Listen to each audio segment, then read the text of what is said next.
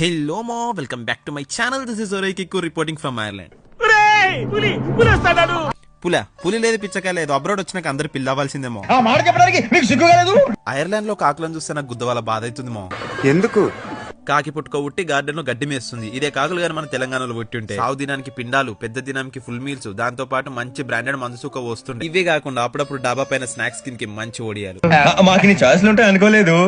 అప్పుడు ఏమైంది? ఇంకా చాలా ఉంది. సో నేను చెప్పేది ఏంటంటే ఈసారి వెకేషన్స్ కి ఇండియా వచ్చేయండి మా పిండం తినుకుంటా పిచ్చి పిచ్చిగా ఎంజాయ్ చేయొచ్చు. చాలా మంచి డీల్.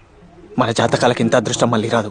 ఈ స్టాచ్యూ ఏ ముహూర్తాన కట్టిరో గానీ ఎప్పుడు చూసినా ఈ నెత్తి మీద పిట్ట రెట్టే ఉంటదేమో. నాకు తెలిసి ఐర్లాండ్ పిట్టలకి పొద్దున్న ఈడి పైన ఒక రెట్టే అయింది డే స్టార్ట్ అవ్వదని. ఈడి గాని బ్రతుకుంటే నిర్మోమటంగా ఈ స్టాచ్యూని ఈడే వాళ్ళు దింగటోడమో. ఓ కాకి తెలియక పాపం రెట్టేసిన దానికి ఇంత పెద్ద గొడవ చేస్తారా? ఈ స్టాచ్యూ క్లీన్ చేయడానికి ఐరిష్ గవర్నమెంట్ 300 euros ఖర్చు చేస్తుందంటమో. అంటే ఆల్మోస్ట్ 3 కోట్లు. దీనమ్మ ఇన్ని పైసలు ఖర్చు పెట్టే బదులు ఆ నెత్తి మీద ఒక గొడుగు కట్టి పడేయచ్చు కదా. అయ్యో రామా, నాకు ఐడియా తట్టలేదండి. ఆడి స్టాచ్యూకి అంబ్రెల్లా కట్టే సివిల్ ఇంజనీర్ ఓడున్న అర్జెంట్ గా ఫ్లైట్ బుక్ చేసుకుని ఐర్లాండ్ కు వచ్చాను. అంబ్రెల్లా కట్టే కాంట్రాక్ట్ ఇప్పించే బాధ్యత నాది, 3 కోట్లు నీది. నా కొడుకుని నమ్మద్దండి.